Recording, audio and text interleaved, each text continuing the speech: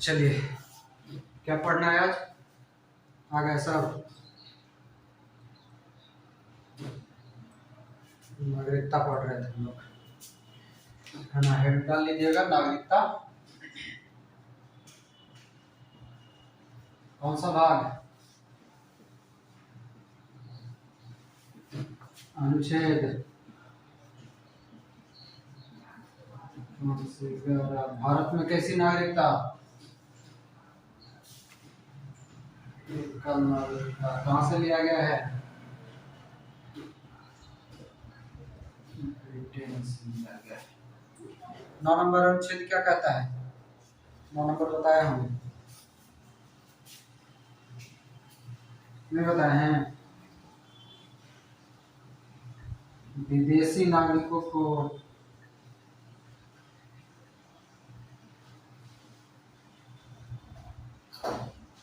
मतलब कि जो देश छोड़ करके भाग गया, किसी अन्य देश का नागरिकता ले लिया, है ना?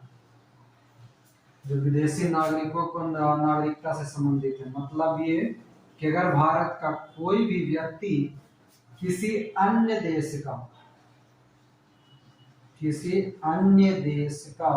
लिख लीजिएगा, नागरिकता ले लेता है,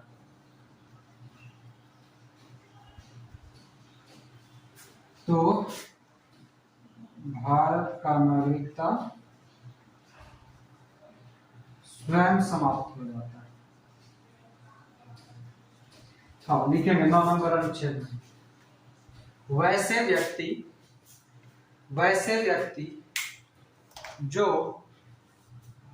किसी विदेशी राज्य का, विदेशी राज्य मतलब देश, जो किसी अन्य देश, लिख लीजिए समझने में आसान होगा, किसी अन्य देश की नागरिकता,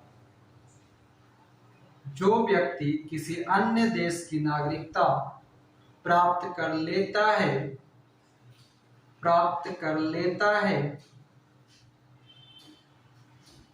वो अब भारत का नागरिक नहीं होगा।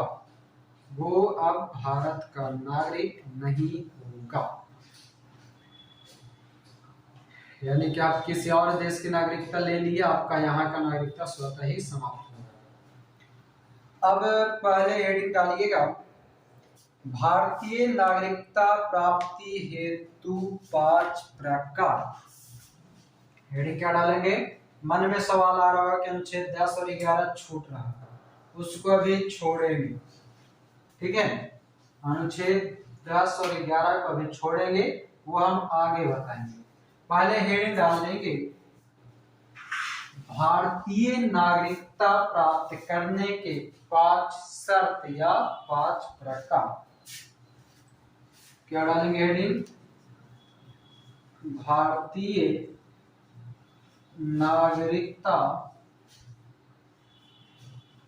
प्राप्त करने हेतु 5 शर्त, ठीक है?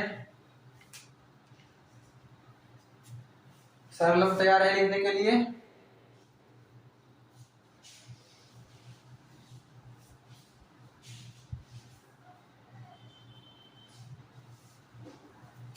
देखिएगा, वो चीज बता रहे, लिखिएगा नहीं, बोलेंगे तब लिखिएगा, ठीक है? जब पिताजी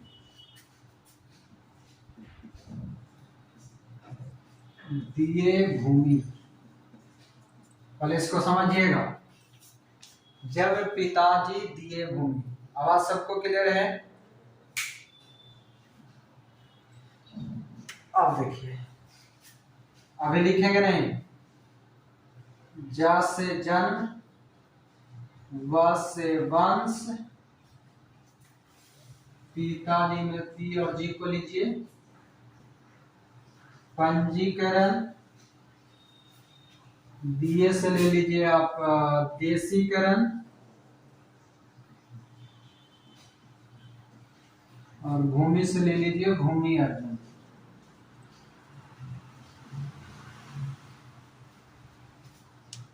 बात कुछ समझ में आ रहा है देख करके?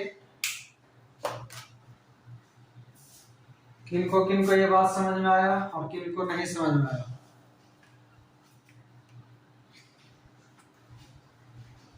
क्या समझे?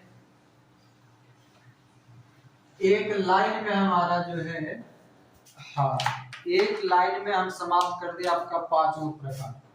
ठीक है, ये मेरा अपना बनाया हुआ ट्रिक है। पसंद आए तो कहीं कोना में लिखिएगा, बीच पेज पे नहीं लिखिएगा। अगर लिखना है तो फिर आप बीच में कहीं पर एक लाइन में लिख लीजिए। डायरेक्ट जब भी कभी आप नोट्स पढ़ेंगे तब आपको ये देखते ही समझ में आ जाएगा।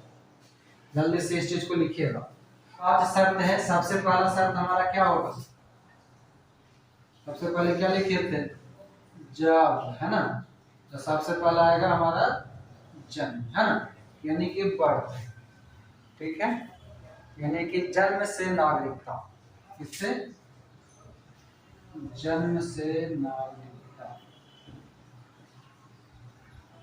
अब हम बोलेंगे, आप लिखिएगा। ठीक है, हम बोलते चलेंगे, आप लोग लिखते चलिए। लिखेंगे, भारत में जन्म से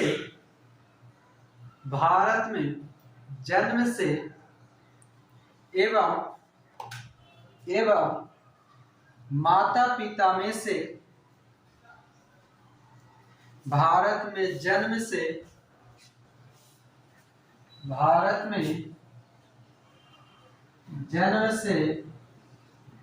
एवं माता पिता में से कोई एक भारतीय नागरिक हो। ठीक है, भारतीय नागरिक हो। माता पिता में से कोई एक भारतीय नागरिक, और एक कब का बात करेगा? 26 जनवरी 1950 के बाद का। ठीक है, 26 जनवरी 1950 का। उसके बाद कोई भी जो है, जो जन्म से ही या फिर माता या पिता में से कोई एक रहेगा तो भारत का नागरिक जन्म के आधार पे मिल जाएगा उसको। दूसरा लिखेंगे, वंशाधिकार, यानी कि वंश। पहला समझ में आया कि नहीं आया? समझने वाला कुछ नहीं है, बस लिख लीजिए।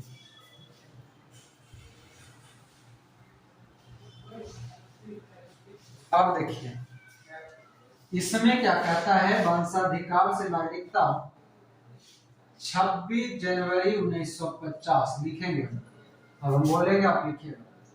26 जनवरी 1950 से भारत के बाहर किसी अन्य देश में 26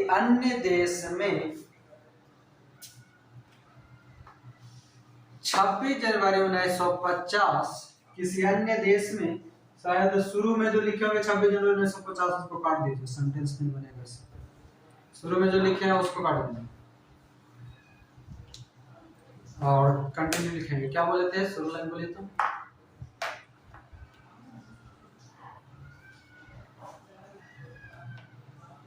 26 जनवरी 1950 से या उसके बाद, 26 जनवरी 1950 से या उसके बाद जन्म लेने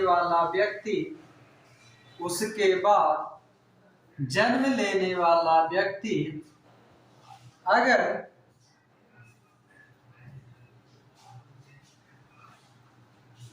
जन्म लेने वाला व्यक्ति भारत का नागरिक होगा, अगर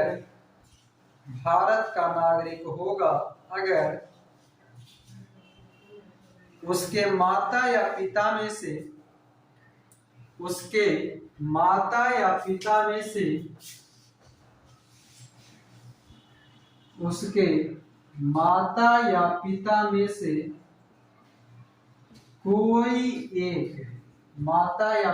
से कोई एक भारत का नागरिक हो। भारत का नागरिक हो।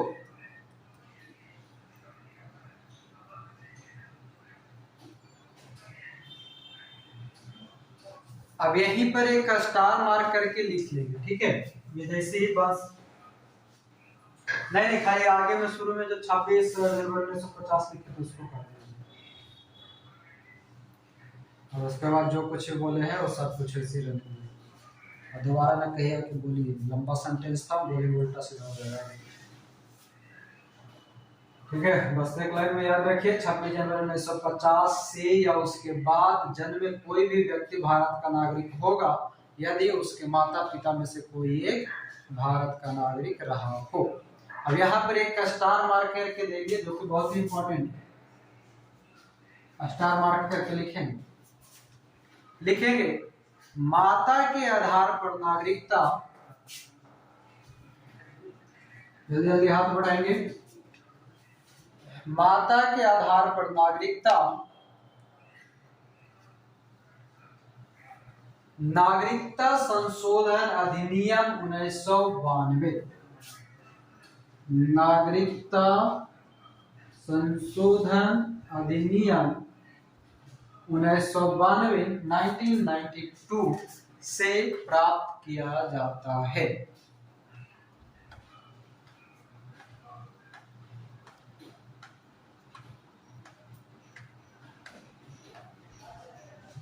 नागरिकता संशोधन अधिनियम 1992,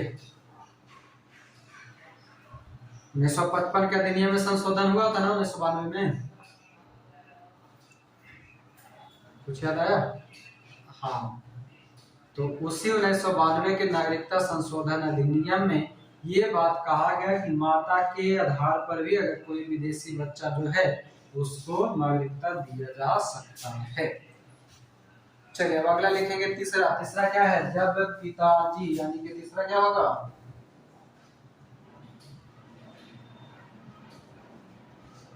पंजीकरण द्वारा नागरिकता,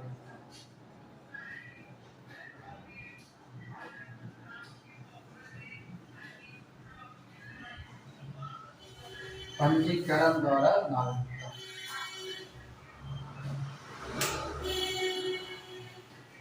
लिखेंगे ऐसे व्यक्ति, मतलब इसको रजिस्ट्रेशन बोलते हैं, ऐसे व्यक्ति जो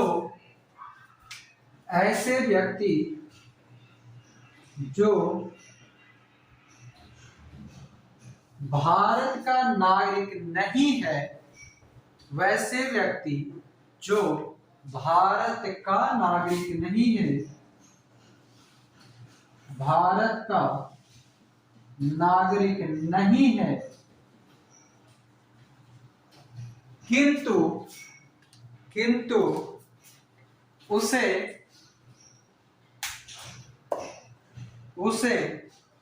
पंजीकरण के द्वारा भारतीय नागरिकता दी जा सकती है, उसे भारतीय नागरिकता दी जा सकती है, उसे भारतीय नागरिकता दी जा सकती है। लेकिन कितना साल? लेकिन उसे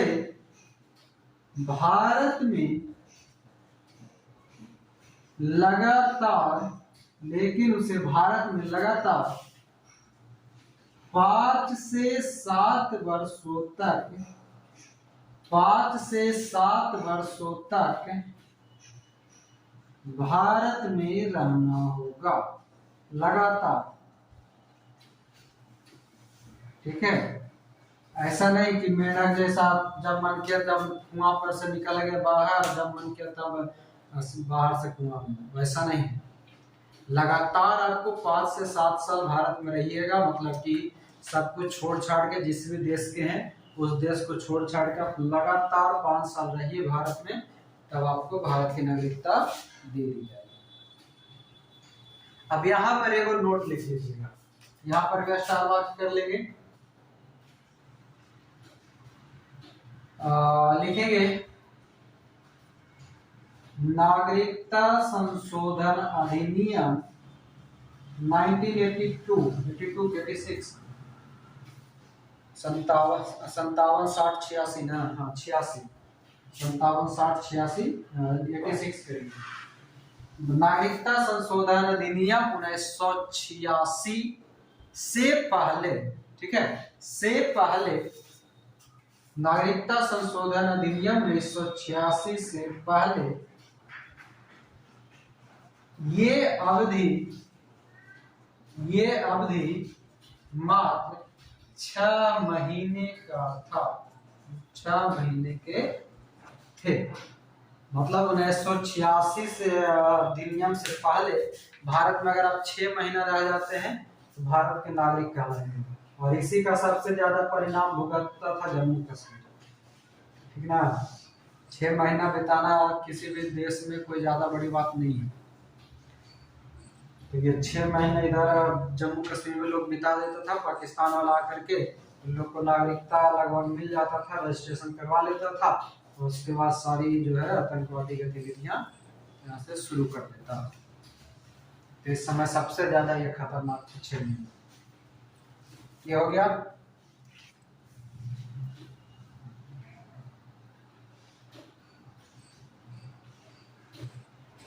अब आगे देखिए, एक और नोट लिखिएगा।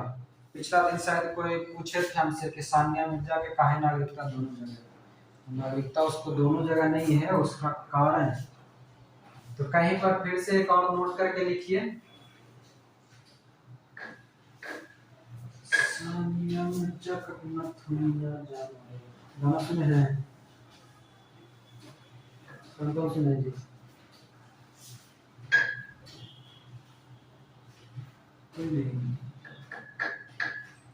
अभी हमसे सुने हैं सानिया मिर्जा ने शादी के होकर बाद खेसारी लाल यादव गाना बना दिया, और उसके कारण खेसारी लाल यादव फेमस हुआ है। सानिया मिर्जा केस किया उसके बाद, ये तो उसको जानता थोड़े था कोई। जैसे वो शादी किया था ना, उसके बाद ये खेसारी लाल यादव गाना गाया था, सानिया मिर्जा का तिला दुनिया जान मारना, है ना, बहुत कुवार रहले। इसे तो बहुत बढ़िया गाना है उसका, कभी यूट्यूब पे सर्च कीजिएगा दिखेगा, ठीक ना। तो सानिया मिर्जा कर दी उस पर केस, और केस कर देता है। ये सीन लोकल गायक तो था ही, तब से पूरे ऑल ओवर इंडिया का, पाकिस्तान में सर्व फेमस हो गया, कि वर्ल्ड न्यूज बन गया था ना, फेमस हो गया। जहिया से फेमस हुआ तहिया से आज तक फेमस है, इसलिए। हाँ, तो लिखिएगा किसका बात कर रहे थे, पंजीकरण वाला ना, पिताजी वाला, तीसरा नंबर पॉइंट था, पिताजी वाला में ही नोट करके लिखिए। नोट में लिखेंगे,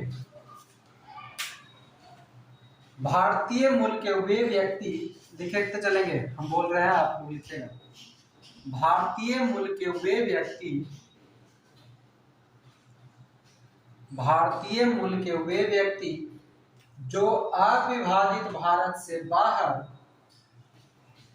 अविभाजित भारत से बाहर, अविभाजित मतलब विभाजन से पहले, 1947 से पहले, अविभाजित भारत से बाहर किसी देश अथवा स्थान में रह रहे हो। कब? अविभाजित भारत, अविभाजित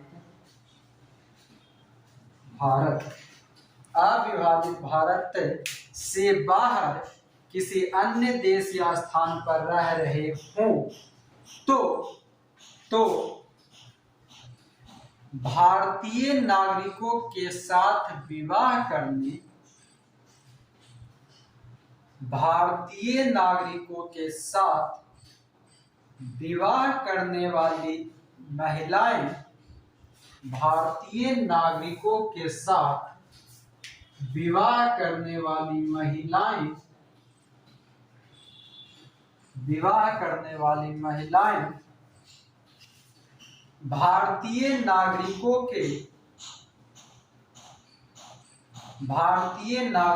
के अल्पवयस्क बच्चे, मतलब जो छोटा बच्चा होता है, महिलाएं एवं अल्पवयस्क बच्चे इस विधि द्वारा, मतलब कि पंजीकरण द्वारा, ठीक है, अल्पवयस्क बच्चे पंजीकरण द्वारा भारत की नागरिकता प्राप्त कर सकते हैं। भारत की नागरिकता प्राप्त कर सकते हैं। क्लियर है?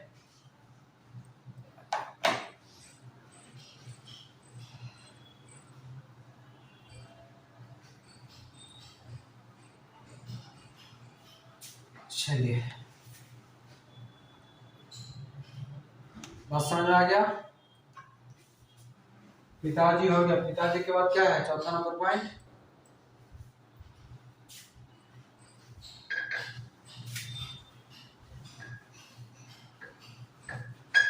देशीकरण।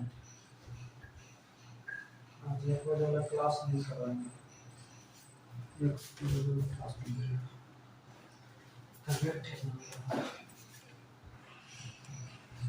चलिए चौथा लिखिएगा, देशीकरण। देशीकरण ना ना ना ना ना ना, भारतीय स्त्रियों से। और इसका भी परिणाम नहीं, पुरुष से नहीं, भारतीय स्त्रियां, भारतीय नागरिकों के साथ अगर कोई भी विवाह करने वाली जो स्त्री है ना, वो भारत की नागरिकता मिल जाएगा। मतलब भारत की महिला जो है, मतलब भारत के लोग जो भारतीय महिला से शादी, भारतीय नागरिकों के साथ विवाह करने वाली स्त्री, यानी कि विदेशी स्त्री भारत में आकर के शादी कर लेगा तो। चलिए देशीकरण लिखिएगा।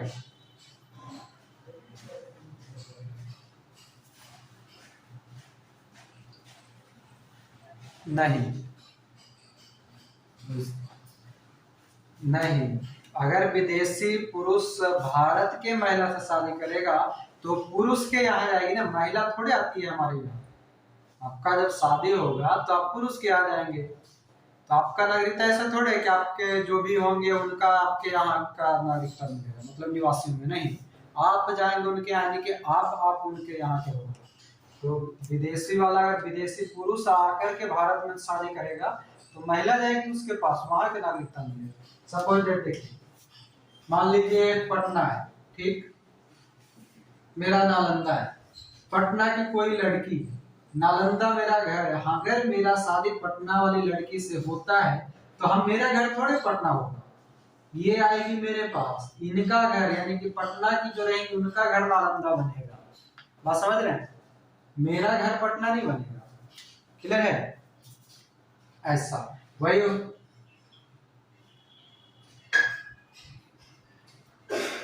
हाँ, बाल बच्चा को मिलेगा। वही तो बोले अल्पवयस्क बच्चे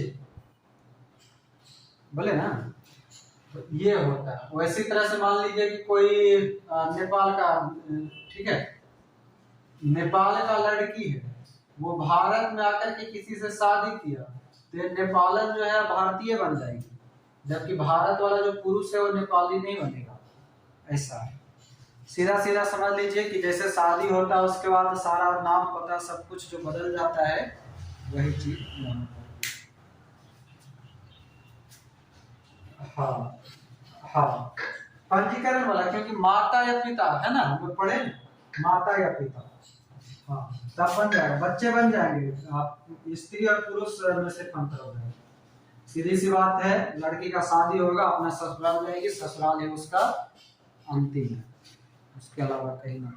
वो कहता है ना कि लड़की का शादी होने के बाद अर्थी उठने तक उसका घर ससुराल ही होता है, वही है। चलिए आगे लिखिएगा, देशीकरण द्वारा नागरिकता।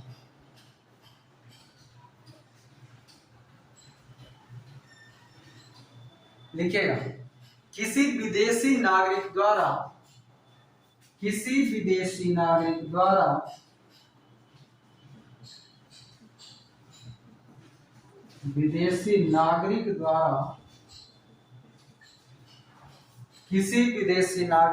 हम बोलेंगे, आगे लिखिए, किसी विदेशी नागरिक द्वारा भारत सरकार के पास भारत सरकार के पास आवेदन करके भारत की नागरिकता प्राप्त की जा सकती है, मगर शर्त लिखिएगा, भारत की नागरिकता प्राप्त की जा सकती है। और सकती है देकर कैसे डैश का मतलब समझते हैं ना, जिस देखिए की जा सकती है, आगे ऐसे डैश दे देते, इसका मतलब क्या समझते हैं कि सेंटेंस अभी आगे भी कंटिन्यू है, तो उस कंटिन्यूटी को बढ़ाने के लिए एक पॉइंट लिखिएगा, पहला पॉइंट लिखेंगे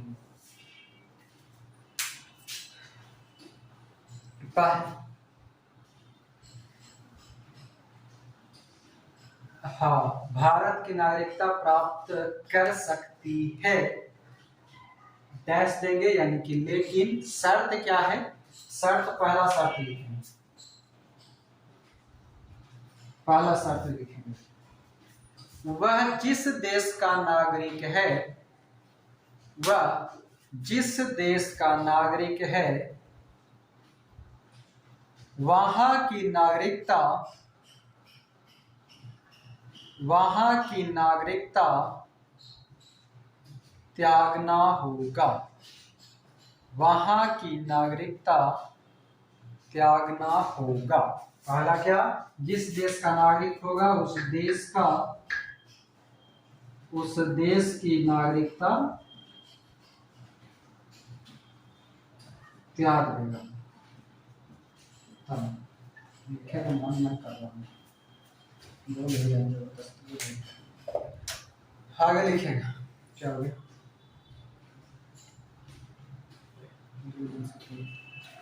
घर गए तब से बीमार। चलिए हाँ, दूसरा लिखेंगे,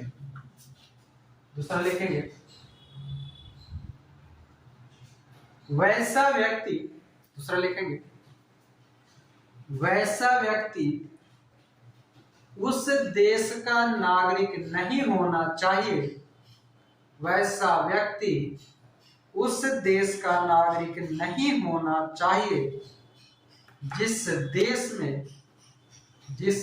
में भारतीय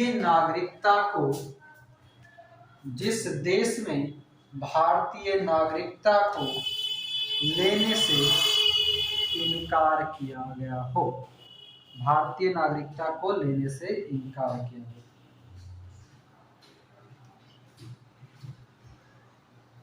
जिस देश में भारतीय नागरिकों को नागरिकता देने से इनकार किया गया, ठीक है,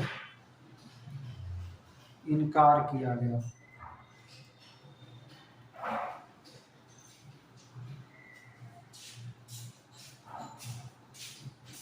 आगे लिखिएगा तीसरा लिखेंगे, देशीकरण के आवेदन करने से पहले,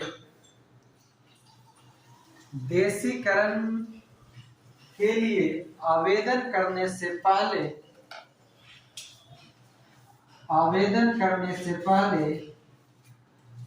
कम से कम 1 वर्ष तक भारत में रहा हो, कम से कम 1 वर्ष तक भारत में रहा हो।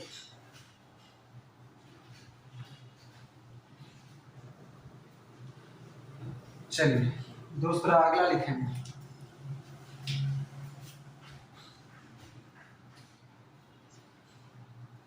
कम से कम, भुला गए हम लाइन, बोलिए जी क्या बोल रहे थे।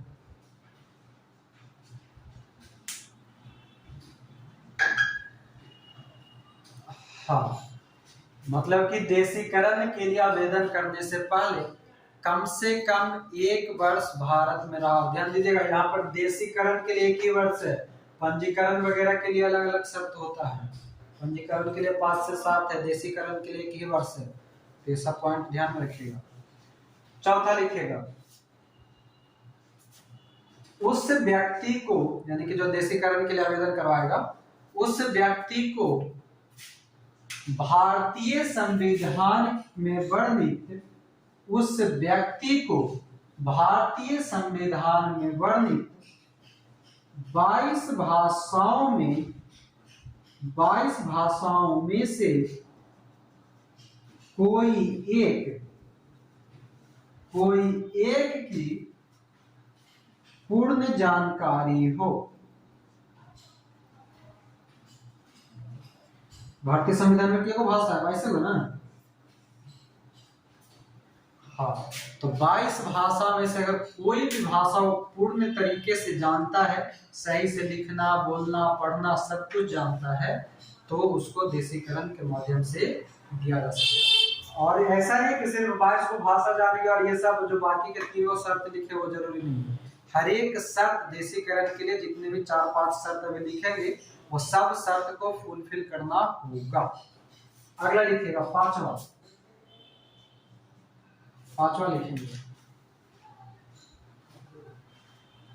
लिखेंगे वह वयस्क हो, मतलब 18 साल वाला। वह वयस्क ब्रैकेट में लिख लीजिएगा पूर्ण आयु। वह वयस्क ब्रैकेट में लिख लेंगे पूर्ण आयु, मतलब पूरा आयु कर चुका है। वयस्क पूर्ण आयु ब्रैकेट में। वह वयस्क सद्चरित, मतलब अच्छा चरित्र वाला, उसका कैरेक्टर अच्छा हो। क्षमता, सद्चरित मतलब कैरेक्टर अच्छा, क्षमता,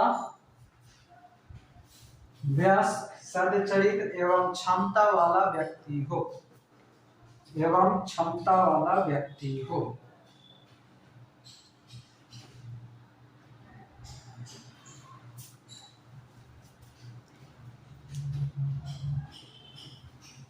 और सबसे इंपॉर्टेंट अगला क्या नंबर पॉइंट है?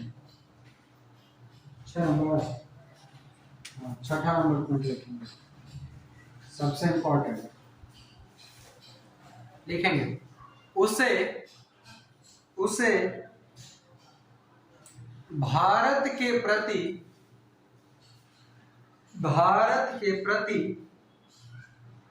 सच्ची निष्ठा एवं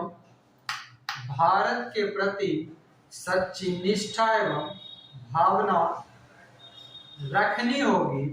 भारत के प्रति सच्ची निष्ठा एवं भावना रखनी होगी एवं इसके प्रति शपथ लेना होगा।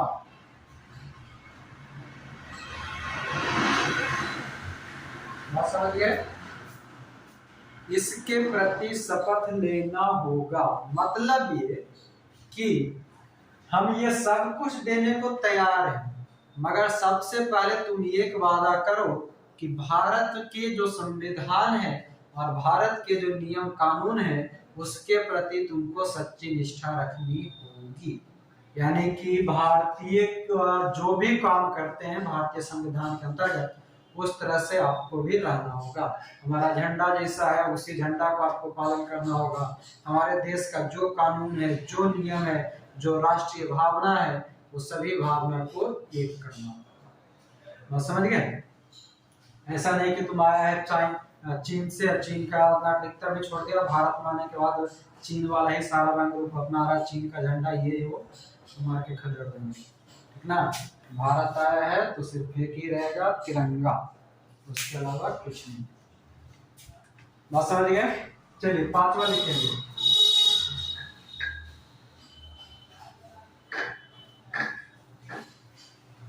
पांचवा क्या है? पिताजी दिए, क्या दिए?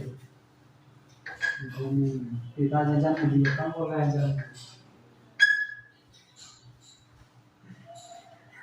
आधा बोल के रुक गया, हमको लगा पिताजी जन्म दिए।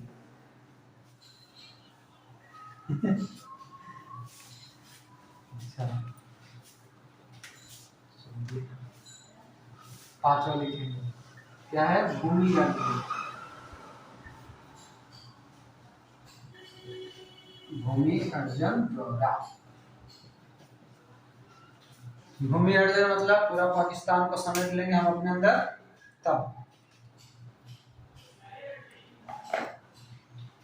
चलिए लिखेगा, यदि कोई नया राज्य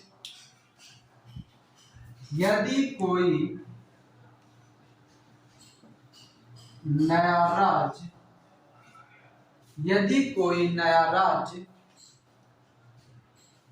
भारत के राज्य क्षेत्र में, यदि कोई नया राज्य भारत के क्षेत्र में शामिल कर लिया जाता हो, शामिल कर लिया जाता हो, या वे स्वेच्छा से, वे यानी कि जो कोई भी राज्य है जो, वे स्वेच्छा से भारत में शामिल होते हों, वे स्वेच्छा से भारत में शामिल होते हों, वो हमारा क्या होगा, भारत का नागरिक होगा। बात समझ गए? कहने का मतलब ये है कि या तो वैसा राज्य क्षेत्र जो कोई अन्य देशों का हिस्सा है या ऑलरेडी पहले से स्वतंत्र है, ठीक है, और उसने इच्छा जताया कि हम भारत में शामिल होंगे, तो भारत में शामिल होंगे तो वो जो हिस्सा है, मान लीजिए कोई स्वतंत्र प्रांत था, वो अब भारत में आ गया, तो भारत का ये बाउंड्री हो गया। कौन सा? मान लीजिए ये हमारा भारत है, यहाँ पर मान लिया जाए नेपाल है, और नेपाल कह रहा है कि अब हम पूरी तरह से भारत में आना चाहते हैं, तब जो हमारा बाउंड्री है सीमा देश का, वो ये हो गया, और यहाँ के जितने लोग हैं वो सब अब भारतीय कहलाएंगे। क्या कहलाएंगे? भारतीय कहलाएंगे। और दूसरी बात, मान लिया जाए यहाँ पर पाकिस्तान है, कौन है? पाकिस्तान। पाकिस्तान का मान लीजिए ये इतना हिस्सा पाकिस्तान का है, हम क्या किए कि इतना हिस्सा इसका हम ले लिए अपने देश में, इतना हिस्सा जो है हम मिला लिए भारत में युद्ध करके, और मिला लिए भारत में, तो भारत में मिला लिए, तो ये वाला जो पार्ट है, ये वाला ये हिस्सा, यहाँ के जितने भी लोग होंगे वो अब क्या कहलाएंगे? भारतीय कहलाएंगे। देखते देखते हम तो आधा सेब बना दीजिए, सेब बन गया ना, देखिए सेब बना दिए, तो ये भारत के नागरिक होंगे। क्लियर? चलिए, ऐसा एग्जाम्पल आप लोग को पता होगा 1974 का, एक जगह नोट करके लिख लीजिए, सेब बनाना है तो बना लीजिएगा, बाकी नोट करके लिखेंगे, नोट में लिखेंगे, 2000 वाला में लिखिएगा, ठीक ना। 1974 ईस्वी भारत में कौन सा एक छोटा सा प्रांत था जो इसका विलय भारत में हो गया, भारत का आसपास का हिस्सा? सिक्किम। हाँ, 1974 ईस्वी में सिक्किम का जो है भारत में विलय हो गया। 1974 में सिक्किम का भारत में विलय हो गया, यानी कि सिक्किम के जितने भी लोग हैं वो क्या कहलाते हैं? भारतीय कहलाते हैं। ठीक है, 1974 के बाद, उसके बाद 1975 में, 1975 में क्या होता है, उसको राज्य का दर्जा वगैरह दे दिया जाता है ना, ऐसा। तो ये हमारा 5 शर्त हो गया नागरिकता प्राप्त करेंगे, तो हम खाली देवे तो लेबो करवाए, देंगे तो लेंगे भी ना, क्या? अगर हम खिलाएंगे तो कभी न कभी खाएंगे भी तो। हाँ, तो भाई खिला तो दिए, आप हमको खिलाएंगे। भारतीय नागरिकता समाप्त करने, यहाँ पर भेज डालिए, समाप्त करने हेतु केवल शर्त है, 3 शर्त। भारतीय नागरिकता समाप्त करने हेतु 3 शर्त। पहले लिखेंगे परित्याग,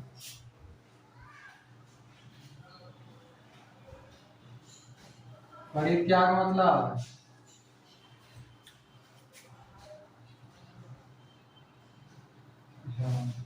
स्वेच्छा से, ठीक है, मतलब एक लाइन में लिख सकते हैं, स्वेच्छा से भारतीय नागरिकता त्यागना।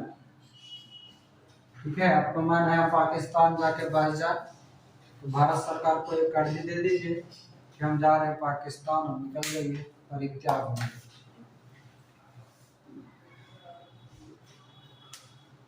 ठीक है, और ऐसा कौन करेगा? जो किसी अन्य देश की नागरिकता लेगा वही करेगा, है ना। पहला वो घर मिलवे नहीं करेगा तो मतलब दूसरा घर मिलवे नहीं करेगा, पहले का घर तोड़ देगा तो फिर रहेगा कहाँ? बात समझ रहे हैं ना। यानी कि आपको पहले किसी अन्य देश में नागरिकता मिल गया है तो फिर आप यहाँ का नागरिकता त्याग सकते हो, नहीं त्यागेंगे फिर भी भारत सरकार त्यागवा ही देगी, क्योंकि भारत में कल नागरिकता है। चलिए, तो पहला हो गया, दूसरा लिख लिया। परित्याग के बाद होता है पर्यावसान। स्वेच्छा से भारतीय नागरिकता त्यागना, अपनी इच्छा से भारत की नागरिकता त्यागना।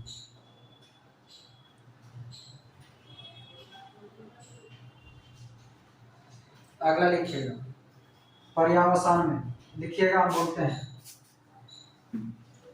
भारत का वैसा नागरिक, भारत का वैसा नागरिक जो देशीकरण या पंजीकरण के द्वारा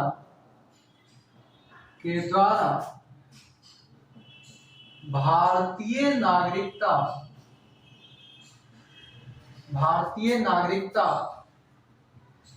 प्राप्त किया था,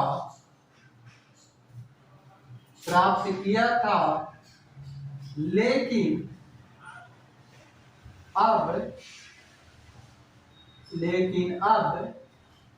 भारतीय नागरिकता त्यागना चाहता है। अब भारतीय नागरिकता त्यागना चाहता है। भारतीय नागरिकता त्यागना चाहता है, यानी कि किस भारत की नागरिकता त्यागेगा, इसका मतलब क्या है? किसी अन्य देश का नागरिकता ले लिया होगा, है ना। यानी कि तब वो व्यक्ति कहाँ चला जाएगा? किसी अन्य देश का नागरिक बन जाएगा। हो गया। चलिए, तीसरा लिखिएगा, वंचित किया जाना, मतलब भगा देना। वंचित किया जाना, इसका मतलब क्या समझे आप लोग?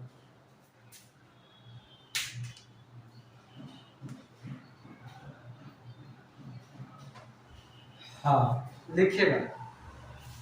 चलिए लिखिए, ऐसे भारतीय नागरिक, लिखते चलेंगे, ऐसे भारतीय नागरिक जो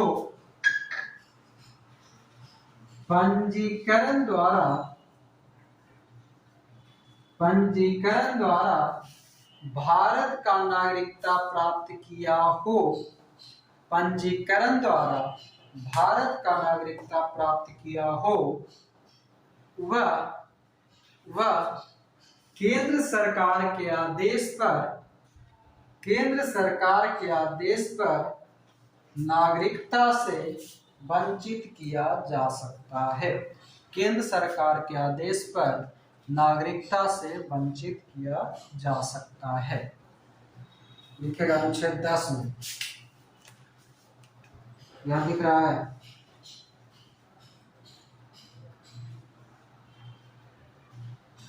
लिखेंगे अनुच्छेद 10 लिखेंगे,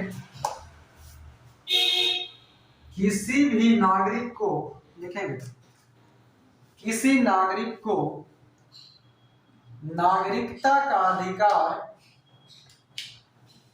किसी भी नागरिक को नागरिकता का अधिकार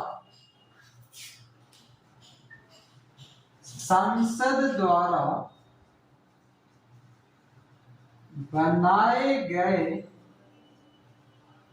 संसद द्वारा बनाए गए विधि के अलावा अन्य किसी भी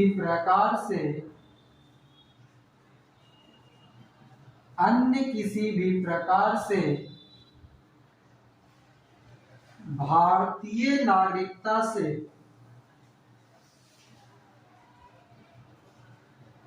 वंचित नहीं किया जाएगा।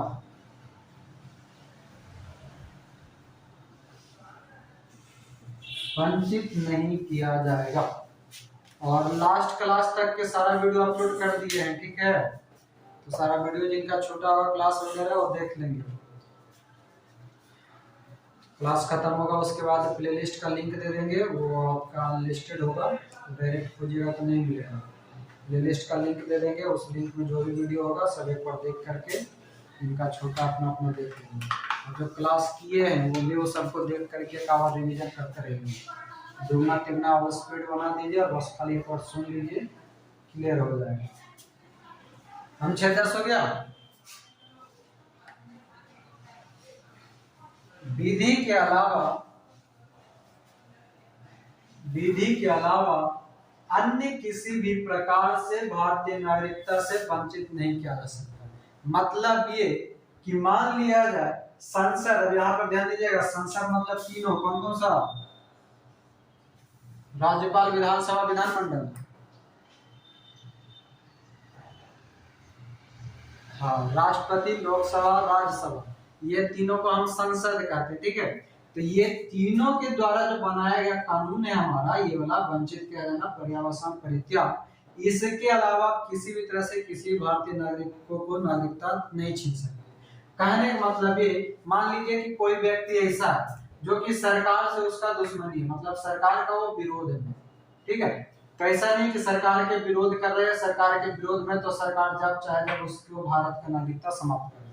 नहीं, जो कानून है उसी कानून के अंदर रह करके ही जो भी सरकार रहेगा सत्ता पार्टी का, वो किसी व्यक्ति को भारतीय नागरिकता से मुक्त कर सकता है, ठीक ना। आइए अगला डालेंगे 11, अनुच्छेद 11।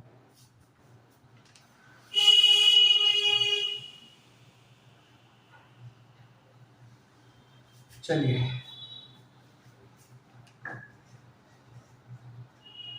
अनुच्छेद 11 में लिखिए, संसद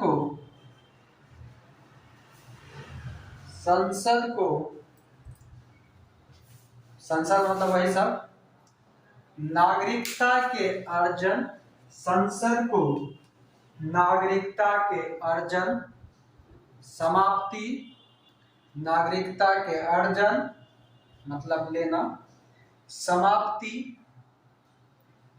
एवं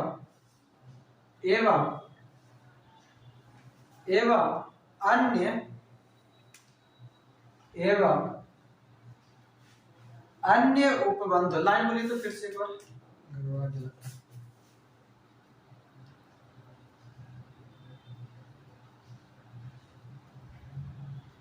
संसद को नागरिकता, हाँ, संसद को नागरिकता के अर्जन, समाप्ति एवं अन्य उपबंधों में परिवर्तन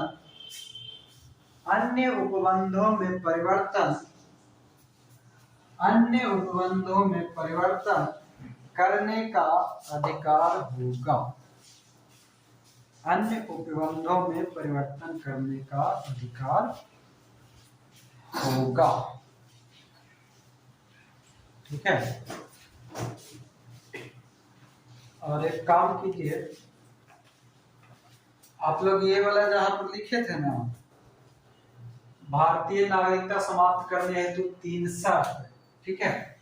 पहला शर्त जहां पर लिखे होंगे उसके ऊपर अगर जगह है तो एक चीज लिख लीजिए। अगर ऊपर में एक जगह होगा परित्याग के जस्ट ऊपर, तो वहां पर लिख लीजिएगा भारतीय नागरिकता अधिनियम 1955 के अनुसार। भारतीय नागरिकता अधिनियम 1955 के अनुसार परित्याग, परिवेशन और वंचित किया जाना। और ये सभी जो तीनों है, ये तीनों आपका अनुच्छेद 11 के अंतर्गत आता है। ठीक है, अनुच्छेद 11 का पाठ है। और थोड़ा सबको शौक रहता है एनआरआई लड़का से शादी करेंगे, इसलिए एनआरआई पढ़ा देंगे। ठीक ना, एनआरआई का मतलब कुछ नहीं होता, भारतीय वाला आदमी जाकर के उधर बाहर जाकर नौकरी वोकरी कर लेता है, उसी को एनआरआई कहते हैं। समझ गया ना। तो कोई भी जो भारत के आदमी रहेगा, वो अगर लगभग कितना 6 महीना था, हाँ वही 6 महीना से ज्यादा के अगर कहीं भी जाकर के अपना नौकरी या पेशा कर रहा है, तो वो कहलाना शुरू हो जाता है एनआरआई।